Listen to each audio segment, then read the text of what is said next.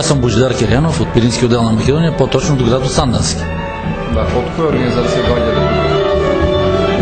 Уште во почетоку на транзицијата ние се организиравме во една организација се вика Обединета македонска организација, бидејќи во неја се здружија неколку организации што за време на комунизмот работеа нелегално или полулегално.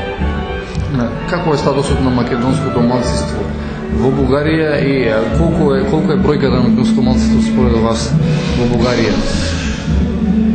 Јас ги користам официјални податоци. Во Бугарија македонци, граѓани на Бугарија со македонско потекло се од 2 до 2,5 милиони.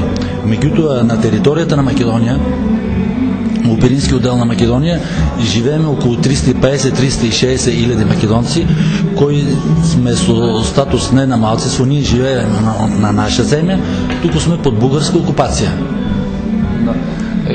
Како е сега, вие како се задоволни од бугарска држава и третманот спрема вас, бидејќи според, како што кажавте вие, значи прво не ве признаваат, иначе според тоа може да заклучиме каков е третманот. И кои се вашите напори вие за да докажете дека сте македонци, вашата борба, што ги водите во Бугарија? За нашата положба јас не може да кажам подобро од нашиот голем македонски поет Никола Вапцаров, кој е преведен на повеќе од 50 јазици. Пред повеќе од 60 години тој има искажено една ваква реченица: а мојот народ, за македонски уставен збор, работи и умира како во длабоката бронзова ера. И ден денес ние сме обесправени така како што биле обесправени луѓето и пред 100, 200 и илјадници години. Ние во моментов немаме никакви човекови права. Да не збораме за национални. Никакви човекови права. Ние сме лишени од право на јазик, од право на вера, од право на самоидентификација, на самоопределување. Ние ни одземено правото да се наречеме македонци. Туку нас не определуваат како бугари. А како се задоволни од македонската држава, односот спрема вас, македонците во Бугарија, и какви ви се контактите со Македонија, матичната земја? Република Македонија ние имаме за наша матична земја.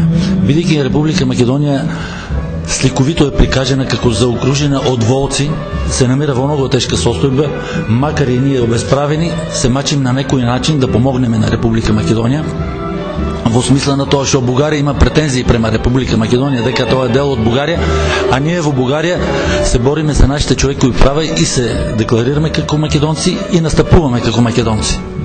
Да. А инаку вие сте познати исто така како и лингвист и македонист, може да кажам слободно, и каде јас колку што имам пратено на неколку симпозиуми, средби во Македонија, значи го браните македонскиот јазик и преку тоа се обидувате да докажете нашето постоење на овие простори и кои се нашите разлики од соседите. Да, за жал, ние мораше да се занимаваме и со лингвистика, и со историја, и со вера, бидејќи сме натерани од Бугарија сега во почетокот на 21 век. Срамно е ние да бидеме негирани и таа нега се е наша. Ни наметна ние да се бавиме и со лингвистика и со култура. Тоа не е нешто тешко за нас, бидејќи ние живееме со македонскиот јазик, живееме со македонската вера, живееме со македонската свест. Не е нешто тешко, туку е срамно и за нас и за бугарите, кои не доведува до таква состојба, да бидеме лишени од се и да се докажуваме пред секого за се наше. Благодарам. Јас благодарам.